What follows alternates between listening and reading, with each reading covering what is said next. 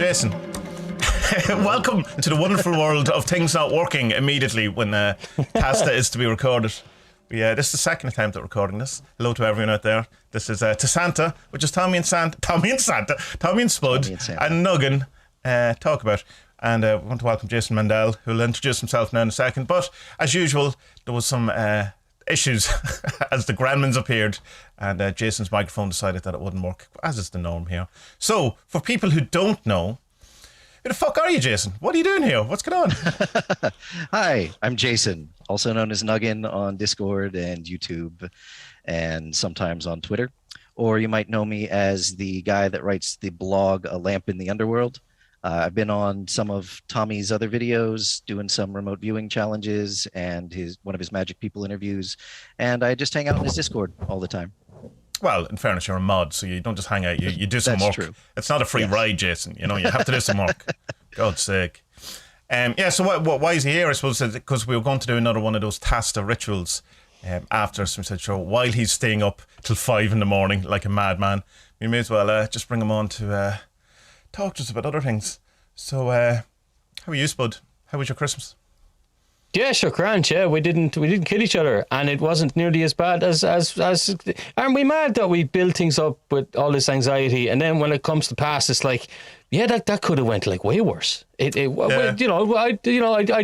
give my Christmas 6.5, 7 Peter Kingsleys out of 10. So fine. Yeah, I give mine minus 25 Peter Kingsleys out of 10. Awful. Hated every moment of it. I had families are mad, aren't they? Families are fucking go on. Whenever I get in the height of it, I always try and remember the Ram Dass thing of, like, you know, if for anyone who thinks they're enlightened, go and spend 2 weeks with their family, or go and have Thanksgiving, whatever the quote is. But it's like, yeah, it's spot on. It's like, yeah. They just, it's a mad thing that, like, people who know each other the longest, they're really good at just extracting the worst out of each other. You know, it's fun. Yeah. I think what it is, though, it's ultimately a form of control altogether, though, because you're still trying to control the world, and you're trying to control your relationships, and you're trying to control the people around you. Yeah. And it seems the older you get, the more entrenched into that you kind of get. Apart from me, because the more older I get, you're more perfect. Yeah. Free flowing. And your willy keeps getting longer as you get older as well. I've noticed. Ears are getting smaller. I'm the opposite. But you're with people you haven't seen probably for a little while at least, or at least spent a lot of time with them all together, and you probably feel different over that period of time, but there's a certain role that they expect you to be. Yeah. End up falling right back into that because or pendulum expectations. That's the reality transfer from same thing. It's exactly that. It's like, and the great example of that is when you find yourself in the company of two friends, but from different parts of your life, and you're trying to be the person who they want you to be, or you are, like someone you worked in an office with 10 years ago, and someone you went to school with. Very different people, very different relationship, and it's trying to find some sort of balance. I find that very hard to deal with, because I'm going, I'm neither of these people. So can I just be me? No. Oh, sorry. Okay. But it's understandable. But it can't even be me. You can't even be you, because there is no you. You know, there's like, you know. There's a great line in the Let It Be documentary, the Beatles thing, where Paul is talking about when they went to India and they were going to the Maharishi and they were trying to find out who they were, and says the whole time he felt like he couldn't be himself, and he's going, it's so odd. George is just going, but there is no self, man. It's so weird. What? You couldn't be yourself? What? Yeah, I can understand why that band broke up. George is the man. I had a weird thing last night. I came back from walking the dog, and the young one called me up to her room because I always have to tell her a story. And I had this weird George Harrison thing just kind of came out of me. George was this guitar player, and the baddie man, they stole his guitar, and then he had to work, and he got the guitar back, and then there was this dragon which lived underneath the city that no one knew about, but some people knew about, but they didn't believe in. And then the dragon came along, then everyone ran away, and George just stayed there playing on Grafton Street going, I'm not scared of you, because, you know, I'm not really me and you're not really you, and wow, and let me play a song. And then the dragon said, okay, I like rock and roll music, and then George played a song, and I don't remember the words, but I had like a verse for the young one. And then after that, George and the dragon were best friends, and everything was okay. And that was a really good story, wasn't it? Yes, Tata. And that was it. Brilliant. Weird, huh? Nice. Yeah. And is George going to feature in all your stories going forward, or is it just I don't know. a minor appearance? Maybe, yeah, maybe. I don't know. I came downstairs and I wrote it down and embellished it, and God, I don't know what to do with it now. It's only 3 or 4 pages long, but If only you had a part on your website that was for fiction. If only there was some whole section of your website that you had set up just for this type of thing. I'll put it up. Yeah, I had a good Christmas one as well that I must write, and yeah, I don't know. If only I knew of someone who could animate them. Or put them in the, we could sell Christmas this time next year, Tommy. Yeah, we'll be millionaires. We'll be broke. Yeah, we'll be broke. That project really failed badly. We put too much money into that. Whoa, that was a bad move. Yeah. Yeah, my Christmas was all right. I got some nice presents. I got that Calvin and Hobbes complete set, which is amazing. It's really nice. Oh, very nice. Yeah, got a really cool electric toothbrush, which is awesome. It's like your whole face vibrates. It takes you a couple of days to get used to. But some Irish, 2 women from Ireland have set up this spotlight, they're called. They're doing really well. This mad kind of proper dental hygiene stuff. So Vanessa got me one of them. Bought myself a couple of music software things. Got the Abbey Road strings, the quartet stuff. It's really nice. That's about it. I got a booster 2 days before Christmas that knocked me on my arse. Jesus Christ. Did it, yeah? Yeah, absolutely. You HSPs, man. It's the same with the missus here. Not fucking. Yeah, she was in bits after her booster. Yeah, she wanted me to ask you. I don't know why she didn't text you. She has your number. I know you send each other dirty messages and all. Yeah, well, I know. I'm on this. I'll just send them to you in future to pass on. That'll make it easy. I'll pass them on. She was saying the other day she had to use an alarm. She never uses an alarm to wake up. She just kind of wakes up early anyway. But she was saying that it really did her head in. Do you use alarms? Do they wreck your head as well? I can't. No, I have to. If I need to be up huh? at 7, I'll have to get up at 7, and I wake up at 5 to 7. So. Do you? Yeah, once I can know what time it is. It's like there has to be a clock in the room or look at my phone. But I will invariably, if I have to get up at 6, I don't have to set an alarm or anything. No, that's mad. I couldn't. I just wake up at 8 every single day. No matter what. What else is going on. I just wake up at 8. Yeah, so go to bed at 7:30. You're awake at 8. That's it. Done. Yep. That's a terrible mutant superpower. I wouldn't like that at all. You may get on to Professor X and see if you can swap that ability. Well, the other half else. of that is that I can fall asleep in 5 minutes no matter what's going on. All right. Okay. Look at that. See, you can tell when someone's not a Catholic because they don't have any guilt. And they can deceive easily. Yeah. Oh, you didn't have the indoctrination of the guilt. Oh, yeah. I did. I was raised Catholic. I went to 12 years of Catholic school. Oh, then, did you? Did you just don't didn't care? do you any fucking good, did it? Yeah. Look at you, thinking you're a good person. What's wrong with you? Being able to sleep. God. Are you really? I don't believe that. Yeah, I think you went to a fake Catholic school that was like That's really possible. Christian Science or something. Some really positive thing where it told you were a good person and that God loved you and all that. But yes, what was your? Sorry, go on. Yeah, I was going to ask Nuggan, what our idea of American Christmas only comes from films. What does Hollywood get right or wrong? Nice Guinness cup, man. Thanks. Good enough. Nice. That's big, fucking cool. Sponsored by Guinness, maybe Guinness. If only. The Guinness guru doesn't even get sponsored by Guinness. So, I mean, there's less chance that TaSTA is going to get sponsored. Yeah, I suppose. Yeah. So what does Hollywood get right and wrong about Yankee Christmas? Yeah, Yankee candles.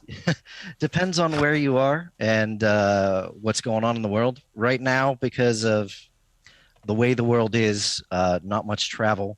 So I didn't go home for Christmas. My family didn't come here this year. You're not allowed to travel, or you just didn't want to? Just didn't want to. But yeah. No, we gathered for Thanksgiving this year, and we did it slightly offset from the actual holiday so that we weren't traveling with giant crowds of people. But Christmas this year was just simple stuff with me and my fiance here at home. We didn't put up any of the big trees. Buying a real tree is incredibly expensive here in Florida now. It didn't used to be, but it is now. So I have a fake tree. They keep burning down, don't they? Is that right? Yeah. My fiance doesn't like it because it's fake.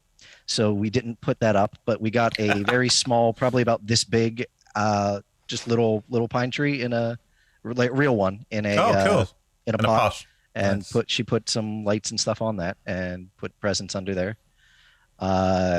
She got her present a little bit early because I think it's silly to wait for things that you will like and use until Christmas Day. So she got a Cintiq tablet to Nice. draw on. Which one? So Which model? Just out of interest. I think it's I don't remember exactly. Is it 16? Oh, 16, nice. 16, Nice. 16? Yeah. And she got me a gigantic selenite orb. Oh, yes. To do For you to ponder with. Yeah, yes, to ponder. Yeah. In America, is Christmas Day the big day or Christmas Eve? Because in Europe, apart from Ireland and England, Christmas Eve is the big day, but Christmas Day is kind of whatever. Yeah, it depends on your family, really. Right, okay. For me, growing up, it was always Christmas Eve was the day to celebrate at home with like my parents, and then Christmas Day is the day we'd go visit relatives and such. So Right. just depends per family. Okay. The biggest noticeable difference I know about between Irish people and Americans is the way that they say Happy New Year. In that you say it properly and Irish people don't, because you put the accent on new. Happy New Year. We put it on year, which is so strange. Happy New Year. Happy New Year. Yeah.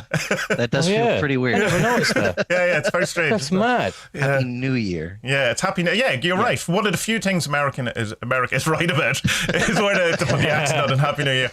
But yeah, so it's a. When is it okay to stop wishing people Happy New Year? Because I think it's the 5th now. I think it's time. I think it's done. You know? Isn't it not just like you can still wish someone a Happy New Year in January if you haven't seen them, though? Isn't that not the? I think that's it. Yeah. Yeah. If you haven't seen them yet. But if you keep going into the shop and every time you buy milk and go Happy New Year, you're being a twat at that stage. That's it. No more. No more. Yeah, once for everyone. That's it. Or a general Facebook Happy New Year, and then don't do it anymore. I don't know. It's a good question, and it was well asked, but I don't really have the. I don't know. No. It's one of those mysteries that I don't think is ever solvable. It's like, what meaning of life? When do you stop saying Happy New Year? Happy New Year! Yeah. Just how many New Years are there in a year? There's our Western calendar. There's there's a Muslim calendar. Then there's Chinese New Year. Isn't there Jewish. other ones? There's Jewish ones as well. The Jewish one. Yeah. Jewish New Year. What year are the Jews on? Am I allowed to say the Jews? A big one. That's a Jewish couple. people. Yeah. I don't know. I mean, Jesus, I sent Tommy an article the other day, and a few minutes later, Tommy's like, "Yeah, we're not allowed to like that because some doctor, not a medical doctor." Yeah, you know, yeah. being one myself, not a doctor. But not he a is a medical doctor. scientist. It's like if you go to your man's, I can't even remember the doctor, not a medical doctor's name. But if you go- Rutherford, wasn't Right, it? that's it. Yeah. So if you go to his Twitter line, it's I'm a scientist. I'm a scientist. God damn it, or something. I'm like a that. scientist. Yeah. I make science. I'm a scientist. Yeah. I'm Mel Gibson from a M. Night Shyamalan movie, Signs. I'm a scientist. But yeah, that was supposedly a man, Johan Hari, if that's how you pronounce his name. Right, now I better explain what I shared. Right, So there's right. this article on there was a Guardian article about it was all about our attention spans and how we still have the capacity to be our focus and attention hasn't the capacity for our focus and attention hasn't changed, and indeed like humans apparently are one of the only animals that are able to get into these flow states of like intense concentration where just time falls away and you're into your job and you're or whatever you're doing and you're great at it. But so the article is basically about we can still do that, but our attention is just getting robbed by by everything around us. There's a great bit in it where it's like he has this his nephew who was mad into Elvis growing up, and as he was growing older, he was getting sucked into what do you call it, Snapchat and all these WhatsAppy things, and he says, right, look, let's go to Graceland. And then when they're at Graceland, they're walking around and they're all given these iPads and as the tour guide kind of thing, and they're in this room. And he turns around and there's this American couple beside him, and he's like, gee whiz, if you turn with the iPad this way and that way, it's like you're moving around the room. And the guy's like, just move around the fucking room. What the fuck is wrong with you? You're in the room. Yeah. The fuck is going on? But yeah, so I thought it was a good article about like and yeah, it's just about how our attention just gets grabbed by these other places, and he was explaining it really well. Is that like kids these days swapping from their TikTok to Snapchat to I don't know what fucking websites they're on, but every time they think that they're able to do it.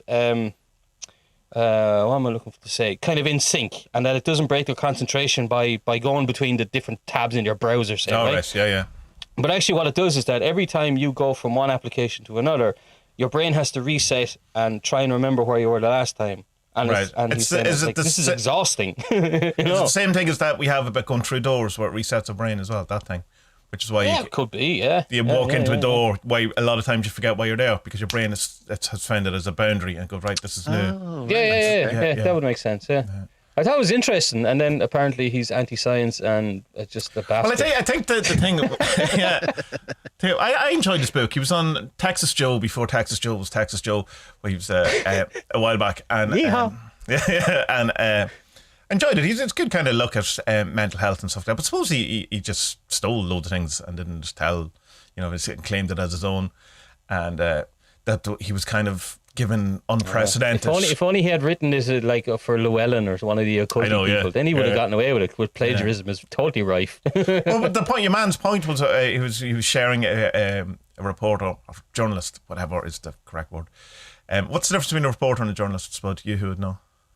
Reporter and journalist, same thing. Yeah, same thing. So just one's in a more American, is that the? But then you have like feature writers, and that's different. Right. Well, anyway, some journalist at The Guardian did complaint against the book and put up reasons why, wrote a whole article, and then The Guardian started really making allowances for your man Harry that he felt was like no one else is getting this because like he did this, he did plagiarize, and they were forcing him to put stuff on the bottom of his article that was linking to the response and stuff like that, and he just found why are we giving this guy so many allowances, and he just doesn't understand why he was allowed away with so much other than he just knew people. And then this whole kind of thing where the article you posted was his return to mainstream, being allowed back in The Guardian after all of this, and he was just going, oh thanks, I'm not having any of this. So I don't know, this book's good. That's all I can tell you. And but I understand. We love drama, don't we? We fucking love drama. And the same thing was given out because was it Dawkins posted something and Jordan Peterson, it was all mashed into all of this kind of stuff. It was like, come on. Yeah, that was it. Dawkins reposted him. What's his name? Johan? Yeah. Harry. And then they were giving out about Jordan Peterson retweeted Toby Young. Toby Young is a fucking car crash. The Yanks won't know who he is, but yeah, he's a mess of a man. He's most well known as the man who wrote an article about knowing none of his friends showing up to his own stag party. Yeah. Imagine writing that article. But sure, what's your man who what's his name? I can't remember, the real small right wing guy. Ben Shapiro. He wrote the article about his wife never having an orgasm or something, or doesn't get wet or something. What? Cell phone is the best phone. It really is. Yeah. So strange. It's a mad world. Yeah. Talking about it being a mad world, we won an award. How strange. That's that's right. award. Yeah. Congratulations. Thanks very much. Thank you. It's always nice to to be told you're awesome, I suppose. But it's a Weird Webby award, and it's from Weird Web Radio, which is quite nice. Lonnie Scott. It's not a really brilliant podcaster or DJ name. Lonnie Scott. That's like sounds Lonnie like Scott's a cool you were name. born to be doing this kind of stuff, or country and western singer from the Born 70s. with a face for radio. Sorry, Lonnie. Yeah. So we were up there with some good people too. There was Morgan Daimler. You probably know her, do you? She's, Well, I've read some of it. Yeah, some of the books. Yeah, all right. Yeah, she has. I've read a couple of her. She's a really knowledgeable on the Celtic. Oh, cool. I forgot about that. Thanks, Zoom. Zoom just reminded us that we have 3 people in the chat and we should only have 40 minutes, but that they've been kind and got rid of it. Thank you, Zoom. Okay. Magic for the win. Yeah. She's written loads of books about Celtic pantheons and Celtic paganism and all that kind of stuff, and she's very active on Twitter, and she also writes about like writing tips for people getting into writing. So yeah, she's pretty cool. And there was I never remember his name, Matt something. He's pretty big in the witch community. Iron or something. I can never know how to pronounce. Yeah. Yeah. Big muscly dude, bald guy. Yeah. beard. Psychic Witch Looks is like what he he wrote. looks No, like he listens to that's a lot the- of post rock, like all of us. Doesn't he? Yeah, And, yeah. Yeah. He, Psychic Witch. Not a Jason. Not his book. Is that it? Yeah, I think that's. Yeah, So like, that's it's it. pretty cool to see us up there with them. Like. And Aidan Wachter know. as well. I think got some mention. I think in it or something. I think maybe I'm conflating it. Yeah. So it was nice to get it. And best YouTube series. Nice. Thank Nice. you. Yeah, that's amazing. I was chuffed going around for a day or two after that, just going, wow, like people. It's mad to think that people listen to us talking nonsense and like I know, it, yeah. you know. Yeah, no, we did at the same day. We also got a response on YouTube saying that we don't take things seriously enough on the rituals, and that this is obviously a joke or something along those lines. Yeah, have you been able to make more sense of the Metatron thing since? Yeah, I was been kind able to sit with of it's the problem, and it's a great lesson in that when you're when some message is coming through or whatever that you're receiving, and how quickly you have an opinion about it and can change it, you know. And we were going, I don't like this, so we were kind of looking at it from a certain way, trying to fit it in that it was something that we'd want. And then in hindsight, we're looking back, it wasn't talking about us at all. It's a complete description of divinity and how it, it's kind of going, well, being the fact that I don't really care, it'll probably be a good year. You know what I mean? You know, that it's like that, you know, it's from my perspective, I'm Metatron, like, you know, what's a good year, what's a bad year, what's a kind of a thing. But it was definitely a description of divinity, with a kind of nice little thing that even given that I don't care, that we're not involved, whatever, all that things, we still love you. Well, some of you. There's kind of, you know, there's a kind of a thing. Yeah, not all of you are getting, you know, some of you are getting cold for Christmas. But but it was the big kind of learning thing in it was that why it's so hard to do a divination for yourself, or why it's so hard to why you always should have, I suppose, someone who doesn't care about the answer in some way involved, because how quickly you try to change it, mold it, or put it into something that you want it to be or can accept or whatever. Whereas when someone, if I was just doing it for you, well, maybe not for someone who I don't know, you know, you're just doing a random reading for someone, you don't really care about the response, and that, you know, because you don't know what what the person wants to hear, or what's the person's afraid to hear, or whatever. So you just go, yeah, you know, you're dead at 3 o'clock this afternoon. There you go. €50, please. Thanks. Yeah, you might want to get things in order there. I know, yeah. I don't like giving people bad news, so I'll see you later. Bye. I got a tarot reading from a professional tarot card reader for the first time yesterday. All right. I've given myself readings. I've gotten readings from friends and stuff before. Tommy has pulled cards for me, but I've never gone to an actual person's shop and gotten a reading. Cross my palm with silver. We were out in Casadega, Florida, and there's a big spiritualist camp and such out there. And we decided, hey, we'll just pull into a shop and look around, see what kind of crystals and stuff they have, and then get a reading from someone. And I have never seen this technique of tarot reading before. It was interesting. She definitely pulled all sorts of. Oh, she pulled all sorts of information and was able to tell. Was she completely naked? Was she completely naked? She was not. But what she was doing was she was just she went through the entire deck of cards, and then a second deck of cards, and then a third deck of cards, and just putting them down on the table in no specific place or with any specific, at least as far as I could tell, no special placements for where anything was going. But she was just rapid fire going through the cards and just telling us things about ourselves and our future, supposedly. And what about that? Was there stuff that, I suppose without asking too personal question, but was there stuff that you go, there's no way she can know this, that's 100% bang on accurate, or no? There was most of the things that she pulled, she could have gotten from a cold reading of us and our responses from things, and I wasn't expecting anything else than that from this, but she was reasonably accurate on the stuff that she was saying, and she'd ask a question and the answer would usually be yes. Do you have someone who passed away recently who fits this description? Yes. Okay. And then she would just continue firing on about it. And yeah, it's very different to any other tarot reading that I've ever had. I just wanted to see what it was like in one of those shops, but it was neat. Well, what price was it? Much was it? Ooh, it was about it was like 40 minutes, and it was with me and my fiance. There was $120, something like that. I need to get into that game. Cha-ching! I know, right? Absolutely. Yeah. The only time I've ever officially went and got a card reading or psychic reading or whatever, she used just normal cards, plain cards.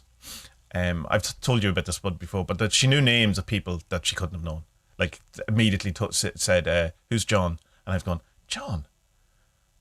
Oh, my uncle had died a week ago, John. Because even I couldn't. And then she knew it. She described someone who had died, who was a friend of Vanessa's, and his injury and stuff. And I didn't cop it at the time until I came out later when I was talking to her. She goes, "Yeah, remember my friend Jared who died a month ago, who had those exact injuries." And I was like, I'm not paying attention to life at all. She knows more about it than I do. But again, yes, her predictions for the future were wrong, and and she got a couple of other things. So it's an interesting thing, and getting people's names right, I think, is odder than just going, "Did someone recently die?" Because there's a good chance if someone's going to a psychic reading that someone recently died, or something has happened, or that's an easy gimme, right? Yeah, someone's passed away that or something within the last year. Yeah, a hard one there. Yeah, but she didn't know my name in advance, because Vanessa had booked it, and this was pre-Facebook,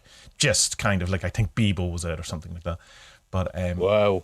Yeah, so I went straight in first because I don't want Vanessa to be given any of the details that she could throw back at me or something like that. But it was impressive enough. I'd like to go back now, having whatever it is, 10 years of doing whatever it is I do to see what her thing is, because I do believe people can do it. So it's not that I think every one of them's a fraud, but I don't know. And if you do have a case of someone who has the gift or the ability or whatever like that, they're not going to have a 100% hit rate, because even nothing has a 100% hit rate, and they're going to, as we were saying, the same thing is that, like, from the Metatron thing, is even if you're talking to someone who you're not involved with, or you don't have any kind of you don't care either way what the answer is, you're still doing it through your lens. You're still, if there's something comes up that could be a trigger in you, that something about an angry grandparent, and you had an angry grandparent, you're still going to colour it in some way as well. So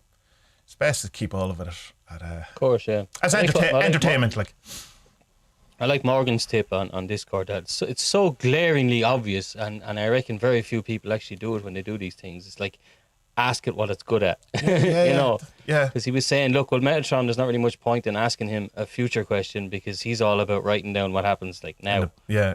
So yeah, that was good. Yeah, so we must keep that in mind for later. The one that I kind of still can't really make sense of is, remember, one of the questions I asked was like, are angels, paranormal experiences, alien experiences, are these all one and the same? Are these? Yeah. Is it the same thing that manifests differently according to the person who experienced it? Mm-hmm. And then the thing that we got back was like, well, it's the wrong question. And like, I don't know, man. I mean, I was a teacher, so like, there's no such thing as a bad question. There's only bad teachers. Like, every question is allowed, kind of thing. So it was like. But I know what it is like the question is wrong. Like you're pointing at something, but you haven't figured it out or something properly to ask it the way you want. There's a presupposition in the question. There's a. That's it. That's the presupposition. Yeah. See, I'm looking for the thing is, it is the same. It is. But it's like, so he's saying it's not. So then that really confuses me then, because it's like with the Patrick Harper stuff, and I think you were saying Gordon White is along the kind of same lines. Yeah. Like, this is kind of.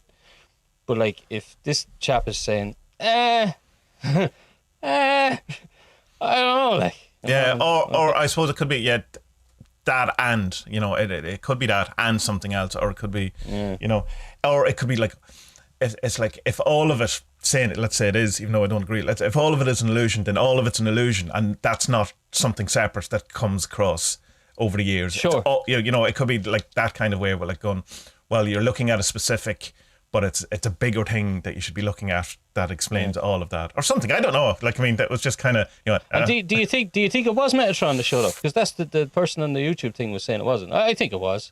Yeah, I think it was. It's like, without getting into that whole thing, what is Metatron? What is it? A part of your brain? Is it? Well, I mean, from a non-dual perspective, I am Metatron. You're Metatron. We're all Metatron. Metatron is us. He's also not, because, you know, that's still a dualistic way of looking at it, you know.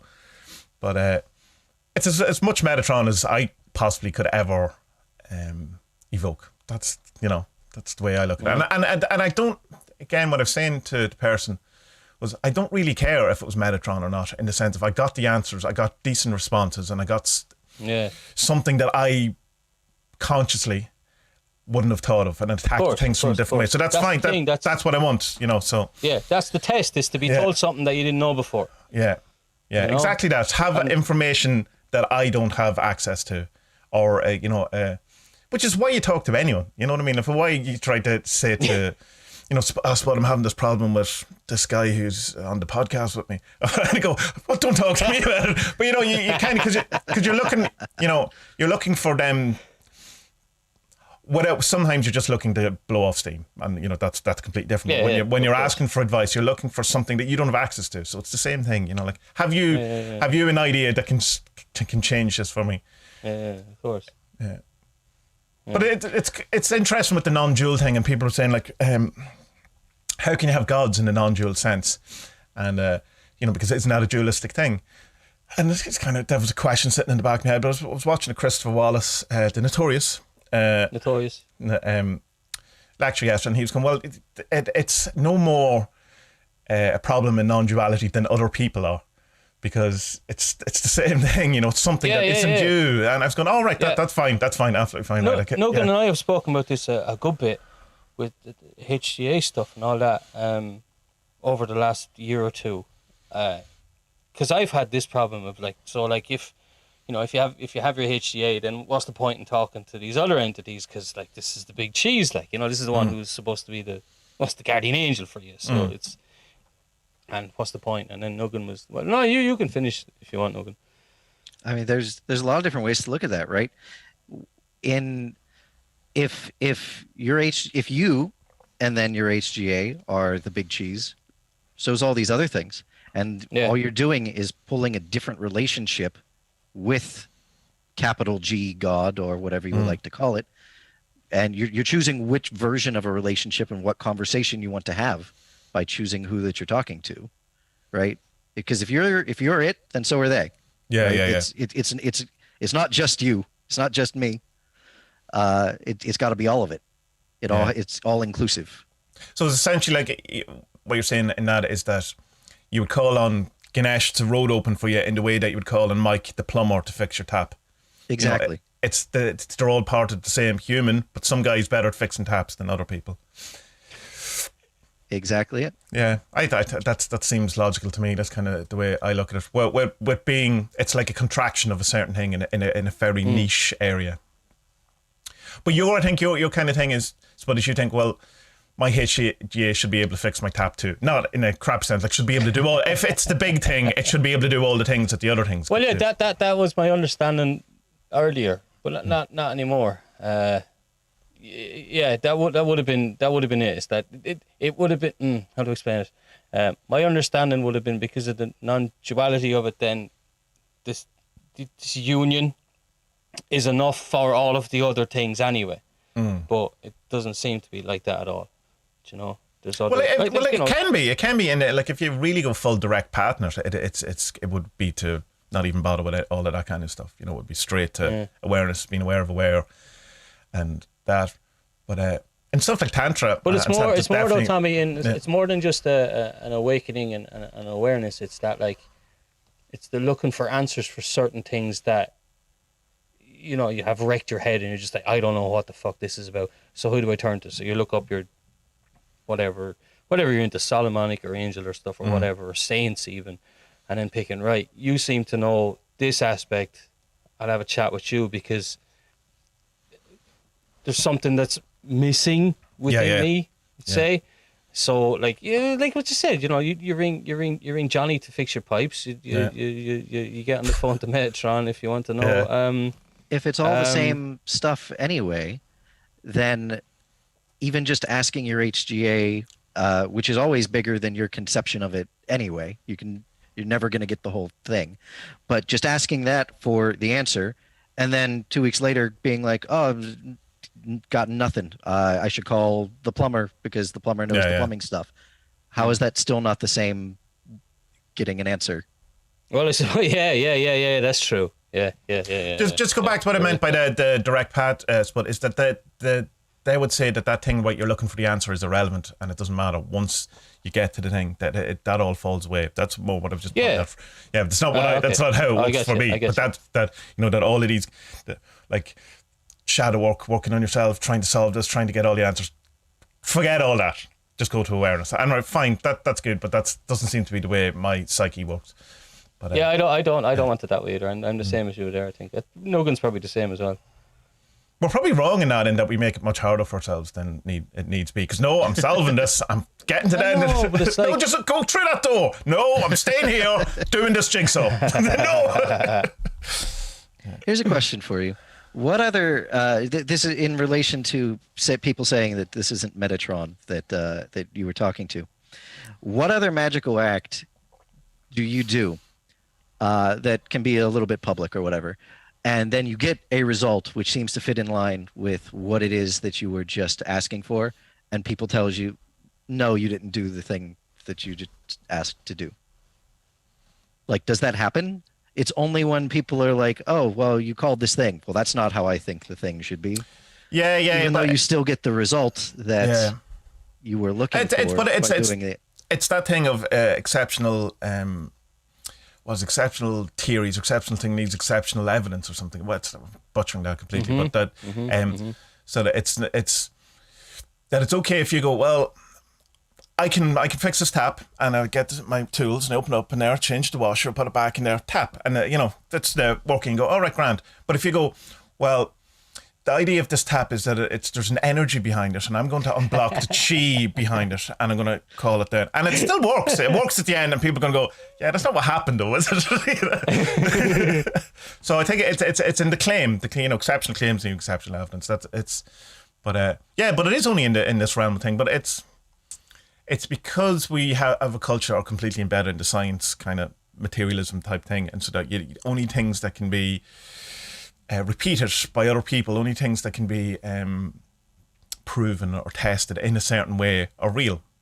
And so things like calling up Metatron, you can't prove it, and so therefore there's no way we can ever prove that happened, and even to ourselves in many ways. So there is a kind of a, so you have to base it on something other than did A actually happen? Is there witnesses? Well, there's loads of witnesses, but it's it's what you believe happened in that incident or in that kind of a thing. But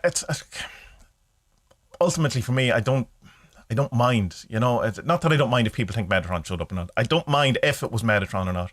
In that what I wanted out of it is what happened. If that makes sense. I'm the same way. I completely agree with that. Yeah. So it but at the same time, I do think it was Metatron. Only in the sense of the thing that we talked about, in that it knew something more than I did. And you could then ask the question, what is Metatron? It's an aspect of your brain, aspect of psyche. I think it is all of that, all of it. If it's non-dual, it is. Like, it is. And it's also more than that. And it's none of that and all of those things. Well, what's your kind of thing, Nuggan, when you talk about the things that you do talk about, the kind of response you get from people? Like, do you get a lot of, can you prove this? I don't pay attention to that anymore, so I don't know if I have an answer to it. I at the beginning, I cared a lot about that. Absolutely did. And I would give big, long explanations for why I thought what was going on was what was going on. And people would say, well, I don't believe you. And so they'd rebut my everything that I said with a single sentence. And so I just stopped caring. And if I get the results that I'm looking for, what does it matter? Yeah, I think one of the big kind of changing things for me was from Spud going through the journey he kind of did, and seeing that there's kind of, in a sense, that you could have someone who is as what's the right word here, Spud? Hard-nosed atheist, kind of whatever you're. Dickhead. Traumatized Catholic that you had with Spud, and seeing that then when you explain the things, and when you have an open mind, that you can kind of go, oh well, hold on, these things aren't as insane as I thought, or at least they're quite insane, but they're helpful, and it was that was in the sense that if I can convince Spud to be who Spud is now, then then fine. And I don't need to convince anyone else anyway. And I didn't need to convince Spud either. No, I didn't need to convince Spud. It was like a lottery ticket. You just scratched off a little bit and it was all there. And it wasn't even the initial idea. The idea was let's do a podcast where you don't believe and I do. And then after 3 weeks, it was where you were believing and I didn't. Well, that's it. I had like a kind of belief shift. You know what it's called? It's like, because, growing up, it's always been like, that's nonsense or that's bullshit. And I think that's a lot to do with just kind of being brought up. Where I was brought up, a lot of people, rural Ireland, are quite, how to say it, you're not allowed to stand above the other poppies. What fucking metaphor am I looking for here? Tall poppies. Yeah, you're not allowed to be a tall poppy. So, like, if you do something that's a little bit different, people will drag you down straight away, kind of things, So what's that? Crabs in the bucket? That's the other one? Yeah, crab buckets. And that just becomes this insidious kind of belief that nothing is worth doing or nothing is worth exploring because it's all crap anyway. It's all just Billy Big Boots, trying to be Billy Big Boots. So there's no point. But like. But then, after a couple of weeks after we started the podcast, it was like, I need to look at this as like, instead of saying, nah, that's bullshit, just say, that might be possible. That was it. And that changed my fucking life. Like, it's a mad thing. Like the angel thing. Idea is what started it for me. Right, okay. It was just, I was so into religion at a young age and then so into science and such after that, and just completely dismissed anything woo-woo whatsoever until there was just an idea that I don't know where it came from one day, but was just... Was it silent and no-y? It was silent and no-y. But it was the idea of read any of this, look at any of this as if these people that are writing them, these books and such, believe it, aren't trying to bullshit people, and just see where it goes from there. Yeah. See, but take them as these are intelligent people who honestly believe that they know what they're talking about, and see what happens. Yeah. Well, that's the thing that Grant Morrison says in the infamous lecture. He goes like, try it. And then he tried it and he goes, oh, right, so they're not lying to me. It's like these things, when you do what they say, you do whatever is the ritual, and then you get the results that they say you get, and you went, all right, okay, I should do more of that then.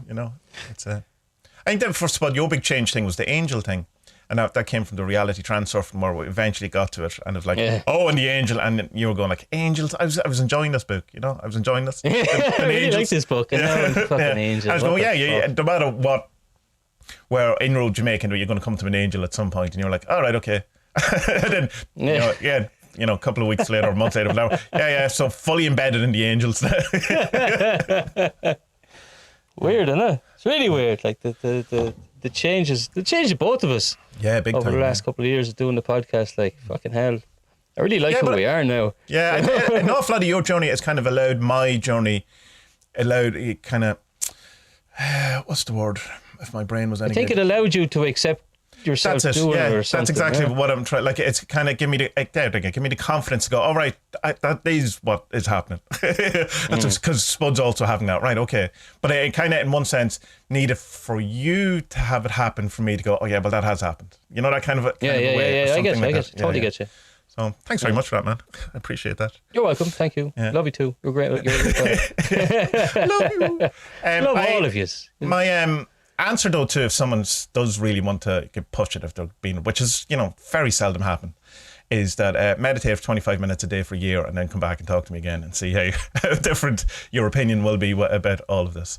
And that's as simple as that, because it will. And it's the proof of this, if there is any proof of it, is in the doing. It's not in the explaining. It's not in the showing. It's not in the trying to, I don't know, convince someone. There's no convincing of anyone to this thing. But sure, look, it's exactly Duncan Barford's thing. It's personal experience. That's it. That's it. It's personal experience, and you can't, not that you can't argue with it, but it's like if someone will argue with you on it, you still have your backup of no. Well, actually, no. That is my experience, and these are the things I've done. I wrote the diary. I did the cards. I wrote it all out. This is what I understood from it, and.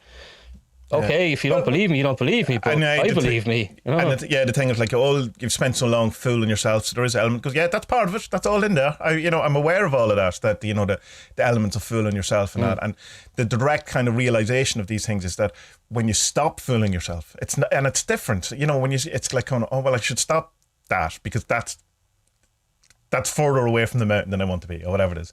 And rather than fooling yourself, it's nearly the opposite of it. When people, that's what I'm talking about, the kind of the retort to direct experience can be, well, you can be fooling yourself. You go, well, no, because it's different. I can recognise most of the time when I'm fooling myself, but of course, I have blind spots. Everyone does. But yeah, it's like, it's one, again, talking about Christopher Wallace, just because I'm listening to a lot of him, he's talking about that. All of these things sound mental, they sound insane, but their only way to prove them is through direct experience and your own direct experience. And you shouldn't believe any of them until you've had the direct experience. Yeah. But when you do, you'll go, oh yeah, that makes total sense. That mad thing that you heard a month ago, you go, oh yeah, I understand. But interesting. Your journey at the minute, Nuggan, where were you, I suppose? Where are you landing? Oh boy. I don't do much of anything except for Magia at the moment. I had the one awakening very early last year. Then I had the second one 5 months back, something like that. And that's where I am right now. Not sure what else to say about it other than that. Yeah. And is it still doing the daily practice of like your fire or your beloved and your stuff? I just got off of Alan's last retreat, which was make sure I do it every single day. That's the Midnight Sun one, is that one? Midnight Sun. Yeah. And before that, I don't think I had missed a single day for like a full year, maybe a little bit longer than that. The last couple days, I've definitely been slipping up on some of them because that's okay. I think that's okay. I'm preparing for a wedding, so yeah. You announced that, yesterday or last night in the Discord. Congratulations, man! It's big. Thank you. Are you doing a big thing? Doing a small thing? Small ceremony, like 30 or so people, and that's it. Grand. When I got married, we both ran away, just the two of us. So. Oh, nice. Oh, nice. Yeah. Spud, you ran away too, but you took very much. I could marry you legally. Oh yeah, Dr. Spud. That'd be fantastic. Well, you could do it over Zoom, and we could live stream it, charge people, get you a bit of money for your new life. You know what I mean? That's awesome. Being married's cool. Are we doing this film or what? Yeah, being that we said we wouldn't spend 50 minutes talking shite. So there's 50 minutes talking shite. Yeah, so this documentary is a BBC documentary, and it seems to have a couple of names, but the one that we actually watched was Jesus a Buddhist, is how it was titled, but it's also called Jesus in India. And it's also called Did Jesus Die? There's another name. Yeah. I think the official BBC programme was called Did Jesus Die? Right. And then there's been other ones added to it since because of the claims it makes. Yeah. And it's good crack. Very famous book called Jesus in India, of course, which I can't remember who wrote it at the moment, but it was a big news. I have it written down here. Spud, who's notoriously known for being able to pronounce names correctly, will pronounce the name of... Yeah. Well, Mikowai. Well, I mean, there's a Mikowai living in this house, so I should be able to say that one properly. Mikowai Mikovic, and it's cheap as chips. I looked it up. You can buy it, and we'll get to it because it's. Yeah, it was one of those books that you could get in Ireland and like Eason's. It was like that kind of level of things. Like it was when you couldn't get anything else, but you could get like some I don't know a couple of what's her name. Oh, I can't remember, but new agey type books and stuff like that, and The Face on Mars and a few Graham Hancock stuff. But I did read it years ago, but it's one of those things that you can't retain everything. But I had a general gist of what I knew what about, which is that when two kind of statements, I suppose, established. The missing years of Jesus is that he may have gone to India, and after he didn't die, he also may have gone to India. That's kind of the two-part kind of thing to it. Because of the way there's a lot of echoes between his teachings and stuff like that. There's two problems with it, of course, is that the missing years of Jesus aren't missing. They're talked about an awful lot. They're not missing. They're in all the Gospels that they weren't allowed into the Bible. So it's, there's the football Jesus, there's the throwing the kid off the cliff Jesus, there's any amount of stories, but just not the canonical Bible.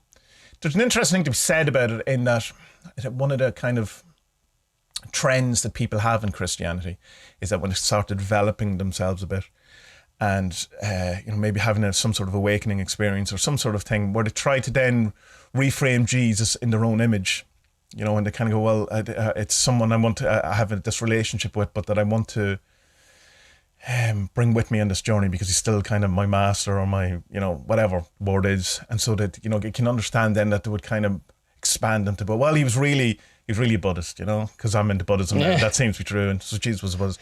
He talked a lot about the Tao. If you really look at the book, the Bible, he mentions the Tao an awful lot. And, so he's a guy who, more than anyone, is definitely, there's like 8 billion Jesuses knocking around. Everyone has their own kind of a sense of who he is. So if you read the Bible, he's not that cool, really. But so we kind of then make him into our own thing. So I think there's an element of that that's happening in the Jesus in India. That it kind of comes as America, particularly in the New Age, moves more Eastern and stuff like that, that it kind of wants to bring, the two things together. And but there's it's still at the same time, it's the case made is convincing enough. You're not convinced then? Well, I'm not even convinced Jesus was real, so I can't be convinced by the evidence that it's again. Well, we'll come back to it, but it's like that bit where they're saying, they give him the vinegar and then he dies. It's all over, lads. I don't like vinegar. Kind of go, yeah, but that you're using a book that's not historically accurate to prove a claim. Sure. To prove that the historically, you're using a book to disprove something that the book is saying. Yeah. Which I guess it's a huge problem, sure.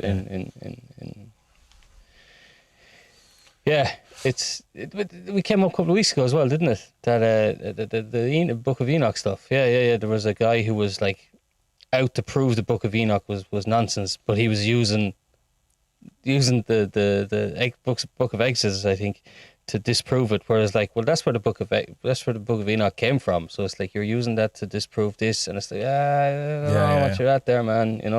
Yeah, but it's how a lot of Christians do argue the thing, because it's kind of, this is true, this book is true, so that's our starting point. There's stuff in it as well, like it comes up like the Cathars and the Templars, like the cult of Magdalene.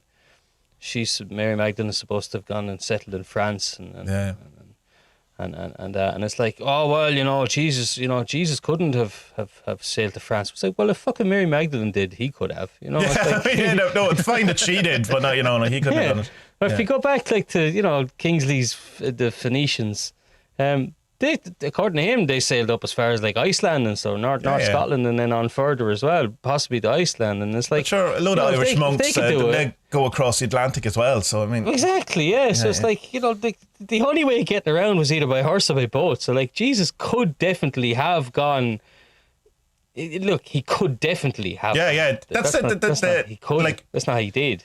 What I find about this theory is that that's definitely could have been something, but it could have been also, and a Martian came and he got into a ship. And he descended. That definitely could have happened. That could have happened. Yeah, I'm okay with that. It's interesting to see what parts they're willing to speculate on and what parts they'll say no, couldn't have happened.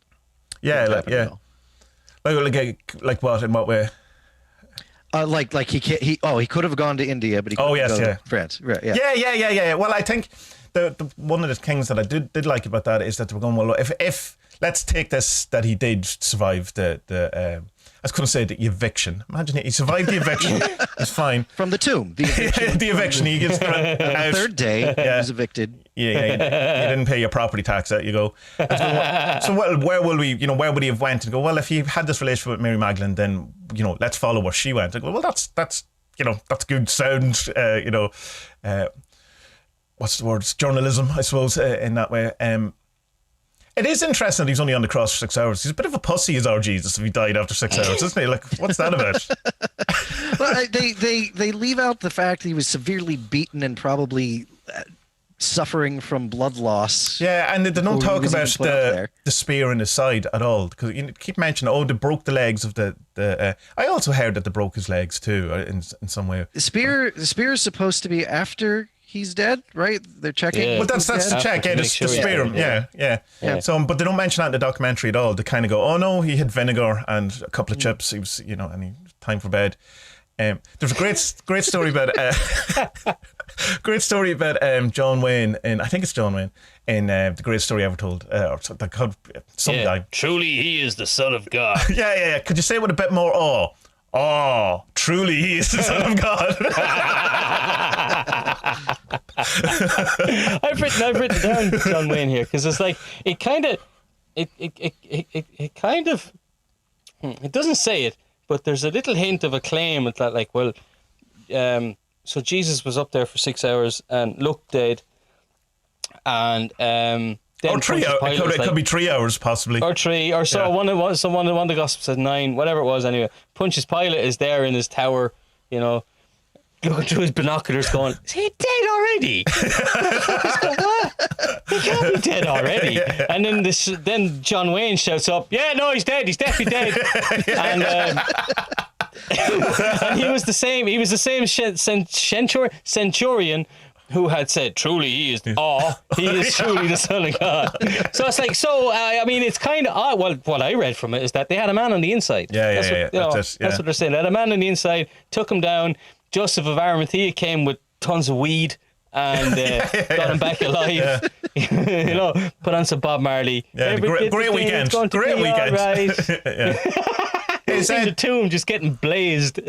Is Joseph of Arimathea like one of the things they're saying? Well, Arimathea, I can never pronounce it. Arimathea, is that how it is? It didn't exist. Arimathea didn't exist as a country at the time, but that's John, Paul, not really Middle Eastern names. We can get past that. It's fine. But is he also Simon Magus? Is that No. Right. They go. I think it must have been the second doc that you had linked as well. They go into a little bit more about him and how he was in some. His name had popped up in some Roman history stuff as well, with the title of minor, and he apparently had some dealings with the tin mines in all the way over in England. So this lends to this idea that Jesus had even spent time in Cornwall, in Glastonbury as a young lad. He'd gone over there, done with his uncle, because he was apparently really fucking minted. This uncle, right. Because of his connection with the tin trade, and that's his thing, He was in Cornwall. Did he come back talking like a pirate then? Yarr. But that would be cool, Jesus. Captain Jack Sparrow, but you have heard of me. I'm the Messiah. You have heard of me. There was in the second one about the Celtic thing. Did you see? Did you just come? I did watch it. Yeah, did you watch the second one? Yeah. What the fuck was that all about? It was when Jesus was in England, the religion at the time was Druidism. It's like, oh God Almighty! And they so firmly in reality here. Yeah, and they were saying that in this religion, the Druids would have been very welcoming to Jesus, because in one of their prophecies, it was foretold that a man named Shushua or whatever, vaguely sounding like Yeshua or Jesus, he had been foretold, and so that made the transition from Druidism to Christianity quite easy. It's like, what the fuck is this guy on about? Read a book. What? Yeah. Oh. How will we put together paganism and Christianity? Make up something about a guy called Jeff. Come on, grand. They had some sort of prophecy. It's fine.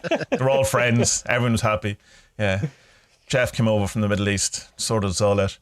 I really liked the bit where they it's going along fine, and so like after there's no mention of Buddhism at all in the first 25 minutes, and then like the second that Buddhism is mentioned, this massive That's so hard. Tantra chanting comes out. What the fuck is that? It's bat and throat chantra. Yeah, Buddhism, the baddies. What the hell? Like, you know what I mean? Yeah. What the fuck? You ever me ever? Yeah, okay. Yeah, a Buddhist would. Well, no, that's not true either. Shut up, Spud, and get your thoughts in line here.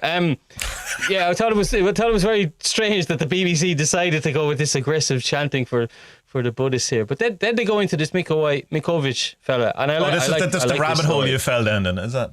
Well, no, it gets deeper. I like this guy. So this was this it's the guy with explorer. the great beard. Is this the guy? Is it? No.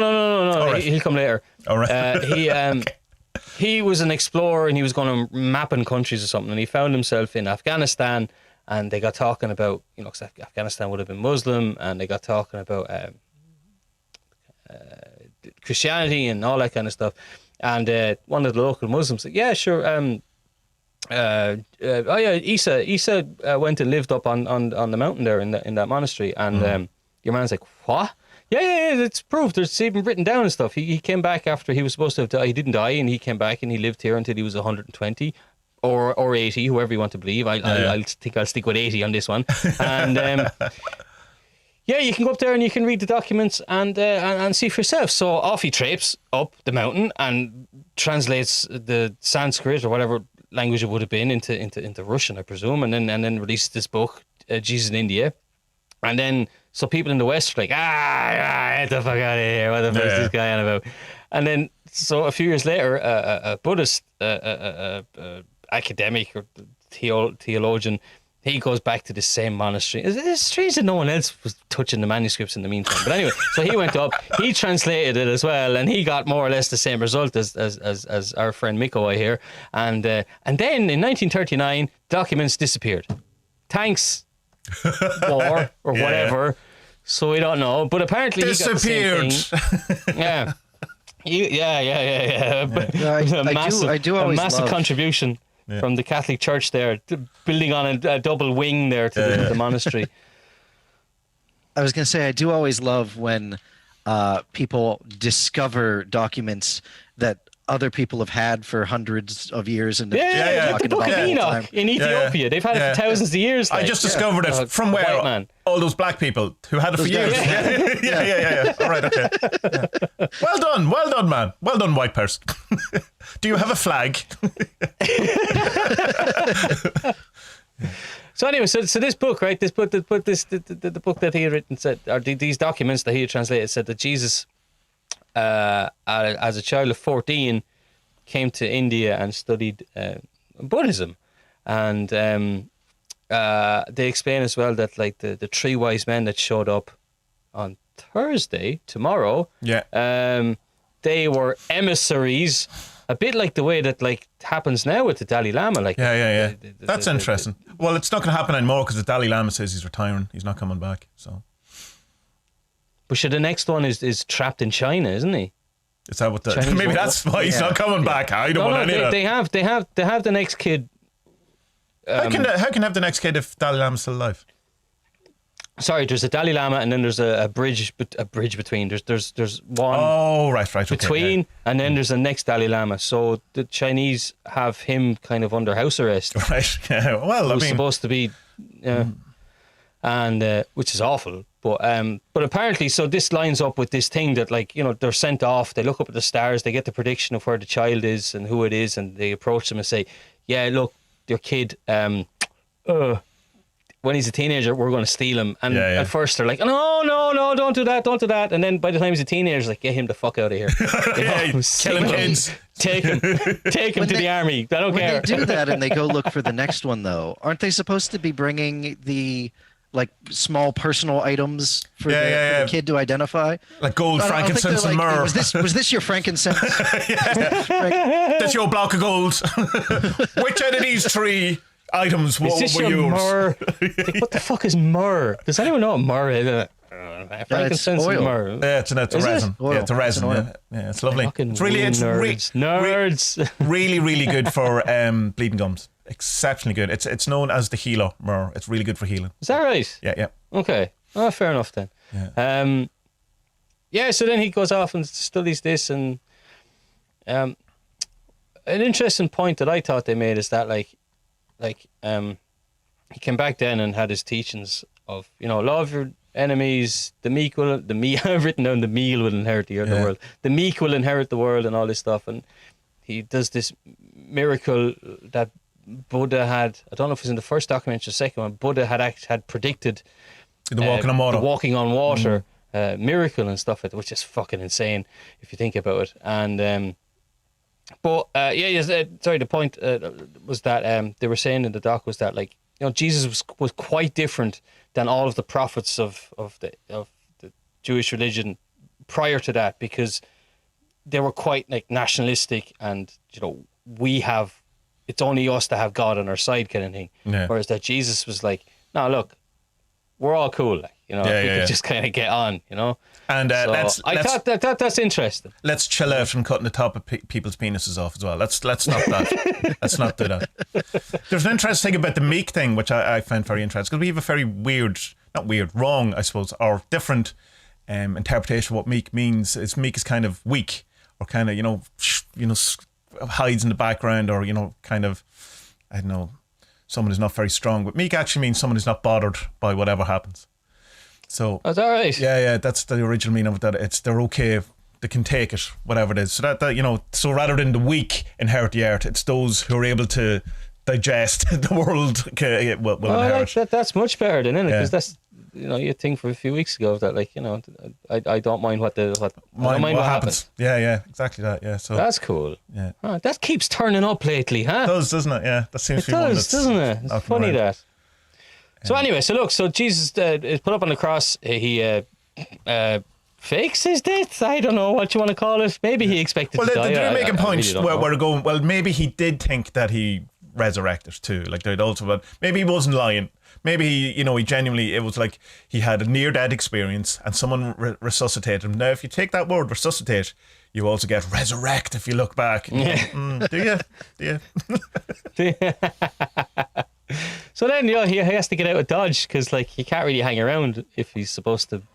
Yeah, have which is why died or they whatever. were saying that he probably wouldn't go to France because it was still under Roman rule, and Yeah. he wouldn't run away from Rome by going to somewhere else that was Roman, because they're saying that if he was killed as a Jewish uprising, rather than a Messiah figure, then that's why people were crucified. It was for political crimes, not for religious crimes. And that if he then did resurrect from the dead, then he was claiming to be the Messiah, and he was going to get crucified straight away again. So, we'll just leave. I'm out of here. Yeah. So he ends up in Kashmir, and Excuse He me, says his name, right? allegedly end up in Kashmir. allegedly. So he ends up in Kashmir. He's in his 30s now. There's a temple of. You can look it up. Temple of Solomon in Kashmir, but his name is changed by the locals to Yosasa. Yeah, Jeff. They spell it Yozaza, but it sounds like Yoshasha or Yosasa, which translates as the healer, the shepherd, the teacher, and Your man from Battle. yeah, he's just he just kind of chills out there until he's 80, and Is that the place teaches where the have the tomb. the tomb with the Feet feet? thing. Yeah, that's interesting. Yeah, that's funny, huh? Yeah, so That that's is It's interesting. yeah. They've two nails in the feet, but they don't line up until you put them as if they would be on the cross. So I mean, that's definitely a reference to someone being crucified. Like, there's no, what else could it be? Yeah, and then the coffin the coffin is buried in the east to west way rather Yes. than the Muslim way, north to south. Yeah, so the Jewish way rather than the So- Muslim way.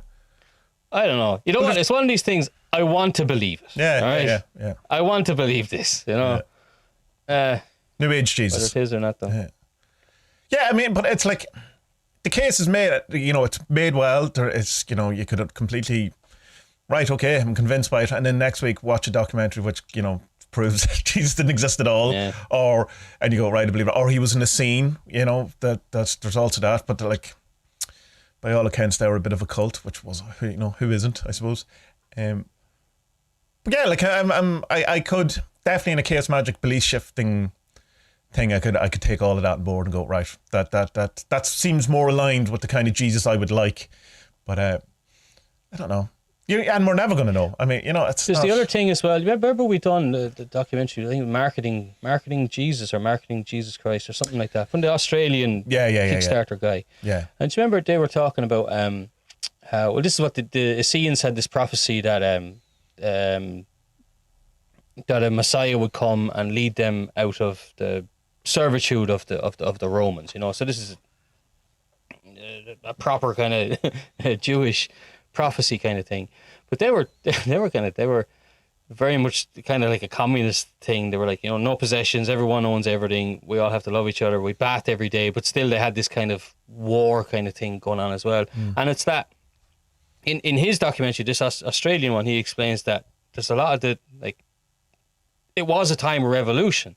And when what's it on Good Friday? This service in church during that day. There's this part of the mass where it's like, right, it's because it's I think it's Passover, whatever. Yeah, it is Passover. Because it's Passover, I can punch a Pilate. I can release one prisoner, and or else, or in this guy's stead, Yeah. And so in this documentary, he says, well, the guy who they released, Barabbas, like his name was actually Jesus Barabbas. Yeah. So they killed Jesus, but they also released Jesus. So which one was which? And one, was he a revolutionary, and was all that taken out of the book because it was to spread the religion of peace rather than no, he was a fighter. In Theosophy, they say it's two people, that it's there's a Master Jesus and the Christ. And the Master Jesus, who he was up until the age of 30 when he begins his ministry, and the Christ descends on him. The Christ being the first person who awakened fully, or has all his 7 bodies, has fully evolved as a human. He's the first person to do that. And so he comes in for the 3 years. And then it's Jesus, Master Jesus. The Christ leaves just before the crucifixion, or at the crucifixion, and which is why then Jesus calls out on the cross, "Why have you forsaken me?" Because he has to go through the pain of actually dying. So that's another tale, which equally okay, that's a thing. But it's what do you think, Jason? Yeah, we've been talking over you a bit there, so as we do, it's what Yeah, it was an interesting documentary overall. Some stuff that felt like a lot of just heavy speculation, and then some stuff that I found pretty interesting and I hadn't heard before, especially the temple in India with the tomb and such like that. I think that's the most compelling part of it for me, because you have to consider even if it wasn't Jesus, someone showed up there who was teaching something very similar, who apparently was crucified at some point. How many people survived being crucified? Who was also called Jeff. It was very strange. Yeah. It's definitely an interesting thing to think about, regardless of the truth of any of it. Yeah. What's the historical evidence for? Because it says that most people, historians, believe that Jesus existed, and I'm not sure that's true. But I mean, I know there definitely is a kind of some sort of sect of historians that do believe that there seems to be some evidence, but it's very, very tenuous. There is isn't it? some evidence outside of the Bible. I don't remember the specifics of what it is, but it's very little. Yeah. But I think most historians accept the existence of the Gospels themselves as reasonable enough. If not the details of exactly what happened, but just their existence and all the associated other writings as, okay, this person probably at least existed as a human being. Something, It's interesting because again, you can, I've watched other documentaries that are like, well, no, I mean, the Gospels were stolen wholesale from different stories, from Maitreya, from Horus, all that. Which I mean, the answer to that, I suppose, is that, well, we have a hero's journey. It's always going to echo through time. It's always going to be, that is the journey. That is the, man becoming God. The 3-day in the tomb is as old as we can, look back. Even in that exact same time period, there were other people being the Messiah, dying and coming back as well. Yeah. They just weren't accepted the same way. Well, I mean, John the Baptist as well. It's like like Jesus was seen, I suppose, as the false Messiah, and John the Baptist was considered by certain sects to be the true Messiah. There's all of these things, and of course you have Brian, who was, he's not the Messiah, just a very naughty boy. Yeah. And that's a rabbit hole I fell into years ago. The John the Baptist thing. Right. It was the reason why George Bush Senior invaded Iraq first was because he wanted to save these people from Saddam Hussein, because they were the true Melech believers. Taus, that's Melech Taus. Medition, what are they called? Yeah, that's the god they believe in is Melech Taus, isn't it? But they get the brain, not the Sadi, something like that. Yeah, but the wiped them out. They're gone now by seemingly. Are they? Yeah. I think. Oh yeah. Actually, you're right. Yeah. I heard that as well. There's the last of them are in America somewhere. Yeah. So they are. Then there was a rabbit hole I fell into last night, lads. Holy shit! Yeah. Every 10 minutes to be in a post on the Discord going, lads, look at this beard, look at this man's beard. Look at it. So, right. So let's accept that Jesus did end up in Kashmir, right? And did his teaching, and all that was going well, and that was cool. But what happened is that then after generations, Kashmir becomes Muslim, but still kind of were nice about this Isa who showed up. You know what I mean? They weren't dismissive of him, because apparently he had made prophecies that Muhammad was going to come along anyway. And then Muhammad had made prophecies about who was going to come along next after him. And so in this community then, this chap called Mirza Ghulam Ahmed was born, and he caused a fucking kerfuffle in Islam. He was believed to be it's called a Mahdi, which is someone someone foretold in Islam. The three wise men are Mahdi. They're like the same thing. It's like a. Right. Well, this fella claimed that he was the leader who, or the holy man who was supposed to come at the end of the world, but not really the end of the world, a change in the world, you know. But he was also a kind of like a Maitreya character type thing. Yeah. And he was he was an incarnation of Christian Messiah and the Hindu god Krishna, and also a reappearance of Muhammad. And and there's this mad I watched an interview with. Right, so the sect in Islam, I'm trying to make sure I have this right, okay? So the sect in Islam is called the Ahmadiyya, so Ahmadi, what's that letter? Y. Jesus, I'm gone Polish. YYAH. What the fuck is wrong with me? What the fuck happened there? Ahmadi. YYAH, okay? So it's a sect within Muslim, and a lot of Sufis are part of it, okay? And so it's very much a peace and love Ringo Starr type religion. And it's that, like, even like their definition of jihad is a kind of kill them with kindness. Right, and nice. It's that it's like it's peace and love, brothers, and it's that the war between the infidels and the true believers isn't a war between non-believers or against non-believers. The war is actually to get them to believe in a good God, you know. All right. So here we have this fucking golden line. Like, we have Buddha who predicted Jesus. We have Jesus who went off to India. Jesus predicted this. Muhammad predicted this fella, and this fella also had a prediction. Oh right. Yeah. But then the house of cards kind of falls down a little bit because This becomes less they didn't know. Oh, sorry. I'll give you a good one first to show that. Many times during his lifetime, he was asked, like, how do we know that you were the one foretold by Muhammad? And he gave loads and loads of proofs, you know. Mm-hmm. But the one that I was watching an interview with the head of this sect, the Ahmadiyya sect. He gives lots of lectures and stuff in England, and he had this thing, and someone stood up and says, look, how do we know this is proof? How do we know this is the man who Muhammad said would come?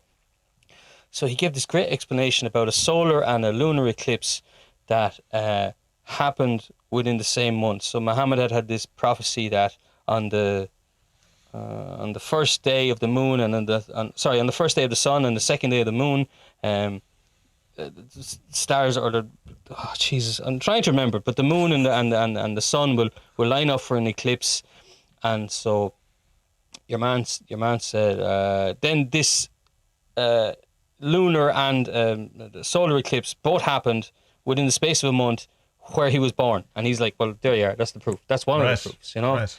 And I thought that, okay, that's bonkers. So anyway, so his prophecy that was someone would come after him, and he kind of bought into his own kind of ego maybe a little bit. His wife got pregnant, and they had a baby. It was a girl, which apparently is a disaster. All right. All right, so that's a red flag there for me. And then she got pregnant again, had a son, and he died within 6 months or something. And then so people are starting to leave him now and say, yeah, this is bullshit. And then he had another son, and apparently he's the one who's supposed to take on this role as the Messiah for the new age. So it's Right. Yeah. Paul a rabbit hole. That was fun. You know, that was really fun. Like, if anyone wants to look him up, right, I'll give you his name. So, Well, I'll put all the docs and stuff in the show description. Okay. Yeah. Rather than How far Yeah. down the list of predictions until we get to Spud? yeah, it's fun. Yeah. My brain would like to know that it's the Yezidis, isn't that what it was? That's that sect that we were talking about. Could be, yeah. Yeah, just it's in the middle of you talking, just went Yezidis. I know. All right, thanks. I must say that. Yeah, that's cool. I love the rabbit hole. I think I have come across with him before. What that kind of false that he was saying he was the Messiah, and there was that I have. I don't know where I came across, but it's somewhat familiar to me that was just kind of rebel. Messiah type thing in Islam. If you just Google, I think it's Jesus in India. Yeah, JesusInIndia.com. That's their website. This sect, and it's a pretty cool website. They have his Jesus' life before crucifixion, his survival from the crucifixion, and the life after crucifixion. Like, there's lots of stuff to get lost in there. Like, lots of fun. Oh. I love all this stuff. It's great. Yeah, how you getting on with the Bible Pretty reading? neat. Yeah. You getting on with what? Your Bible reading, did you get any way into it at this point? No, I haven't touched it at all. No. I will. I know, because I leave it up here. I forget to bring it downstairs. I need to leave it around the house strategically, so I'll just pick it up and read a couple of pages here and there, you know. And it looks good when you visitors. Oh, he's a man of spirit. Mm. Did you know I'm a doctor of divinity? Actually, Divinity. Did you not see it's framed there? I need to frame that actually. Yeah. Right. Well, we're going to do other things, so we could probably be okay to leave there before Jason falls asleep, being that it is whatever o'clock in the morning. But yeah, that was Bye, everyone. Well, hold on. So we leave all the stuff in the show description, all the Jesus stuff, and there's plenty there to. And like if you put in, excuse me, Jesus in India into YouTube, there's at least 74 million documentaries. Most of them are the same documentary, kind of rewired, but there is a few different ones. But yeah, it's cool. So watch out for the new TaSTA rituals, which will be coming up in a day or two or something. And depends on my workload over the next day or two. But so thanks for being with us today, Nuggan. Do you prefer Nuggan or Jason? Just out of Either one works. Jason's probably easier at this point. okay. But thank you for having me. This has been fun. Yeah, we'll do it again. Adios. Bye. Bye.